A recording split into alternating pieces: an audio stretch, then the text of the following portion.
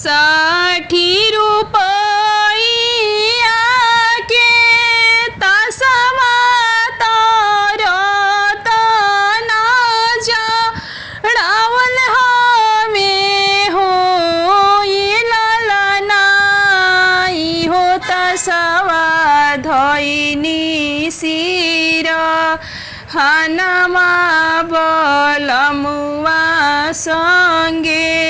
खेलबी बलमुआ संगे खेलबी हो। 60 रुपया के तसवा तरत ना जड़ावल हमें रतन जड़ावल हमें हो ए लालना तसवा धइनी आपन सिर हनवा बलमुआ संगे खेलबी बलमुआ संगे खेलबी हो ये लालना जीतिली हनी हाथवा के अंगूठी त गले मोहर मालावानु हो ए लालना जीतिली हनी राजा के बहिनिया त अपना भैया लागी त अपना भैया लागी न हो ए लालना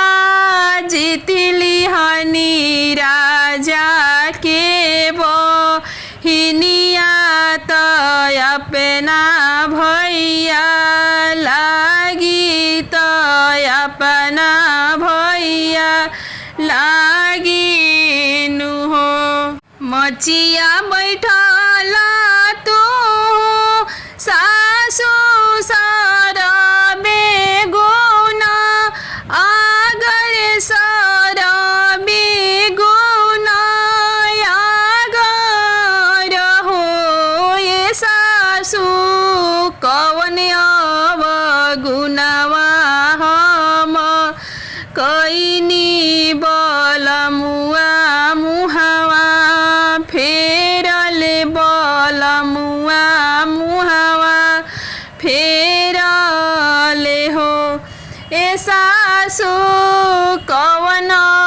अवगुनवा हम कैनी बलमुआ मुहवा फेरल बलमुआ मुहवा फेरल हो। राम रसोइया करते बहुआ त सुनाए गो बात त सुनाए गो बात नु हो ए बहुआ जीतिली हलु हाथवा के अंगूठी गले मोहर मालावा गले मोहर मालावा नु हो ए बहुआ जीतिली हलु मोरी बारी दियावा तो अपना भैया लागी तो अपना भैया लागी नु हो ए बहुआ जीतिली हलुआ मोरो तू धियावा तो अपना भैया लागी तो अपना भैया लागी नु हो।